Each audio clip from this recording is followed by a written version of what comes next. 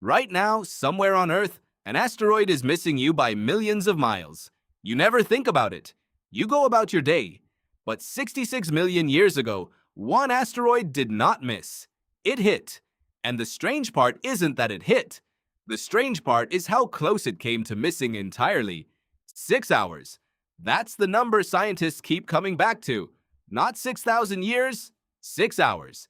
If the asteroid that ended the age of dinosaurs had arrived just 6 hours earlier or later, it would have landed in deep ocean instead of shallow coastal rock. And that single difference might have changed everything that came after, including you. Here's what actually happened. An asteroid roughly 6 miles wide slammed into the Yucatan Peninsula in what is now Mexico, at a spot called Chicxulub. The impact released more energy than billions of nuclear bombs at once. But location mattered as much as the collision. The seabed there was packed with sulfur-rich rock. When the asteroid hit, it vaporized that rock and blasted sulfur particles into the upper atmosphere. Those particles are the real killers. Not the fireball, not the blast wave, the sulfur. It spread across the globe and blocked sunlight for years. Photosynthesis collapsed. Plants died. Then the animals that ate plants died. Then the animals that ate those animals died. 3/4 of all species vanished, including every non-avian dinosaur. Paleontologist Walter Alvarez, who helped identify the impact in the first place, called it one of the most sudden mass extinctions in the planet's history. Now here's where it gets strange.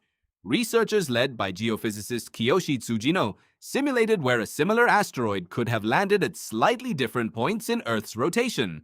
Because Earth spins and the asteroid traveled a fixed path, the exact hour of impact determined which patch of surface sat beneath it. Roughly 7/10 of the Earth is ocean. If the asteroid had struck deep water instead of that shallow, sulfur-rich shelf, the outcome could have been dramatically different.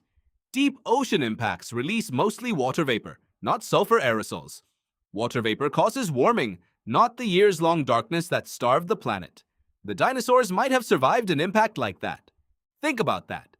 The event that reshaped all future life on Earth may have hinged on a 6-hour window and one stretch of shallow seabed. You don't need this to make sense of your own life, or do you? Because this is where the story stops being about dinosaurs and starts being about you. If that asteroid had missed the coast, dinosaurs likely remain dominant. Small mammals, the ancestors of every human alive today, stay small. They stay hidden, nocturnal, scurrying beneath the feet of thunder lizards, never getting the space to grow and diversify. Paleontologist Steve Broussard has argued mammals were essentially locked out of dominance for the entire age of dinosaurs. The extinction didn't just end an era. It opened a door that had been closed for over 150 million years. You exist because a rock hit shallow water instead of deep water. Sit with that. Scientists call this a contingent event. Small differences at a branching point produce enormous differences later. Evolutionary biologist Stephen Jay Gould built much of his career on this idea. He proposed rewinding evolution and letting it play forward again. Would the same outcomes happen? Gould's answer was almost certainly not. Too much depended on accidents. A meteor's timing, a patch of shallow rock. The animals that survived a catastrophe for reasons that had nothing to do with fitness and everything to do with luck. That's uncomfortable for a species that likes to believe it was inevitable. You were probably taught some version where evolution climbs a ladder. Simple creatures at the bottom, humans proudly at the top. But there's no ladder. There's a tree with countless branches, and most ended for reasons that had nothing to do with strength. A rock hit the wrong patch of ocean, or the right one, depending how you look at it. The mammals that survived weren't the strongest or smartest of their era. They were small, burrowing generalists that could eat almost anything and hide almost anywhere. Survival wasn't about superiority. It was about being adaptable and lucky enough to outlast a disaster nobody could have prepared for. Does that sound familiar? Strip away the geological timescale, and that's still how survival works. The people who make it through a crisis aren't always the strongest. They're the ones who adapt fastest, hide when they need to, and take the opportunity once the dust settles. Evolution didn't reward dinosaurs for being dominant. It rewarded small, flexible creatures for simply outlasting a disaster that had nothing to do with fitness in the usual sense. Bigness is a strategy that works beautifully until the rules of the game change. The dinosaurs weren't unfit. They were built for a world that stopped existing the moment the sky turned to ash. Paleoclimatologist Dennis Kent studied the ash layers from the impact and found mammal diversity exploding within roughly the first 10,000 years afterward. On a geological scale, that's almost instantaneous. The moment dinosaur dominance lifted, mammals filled every available niche almost immediately.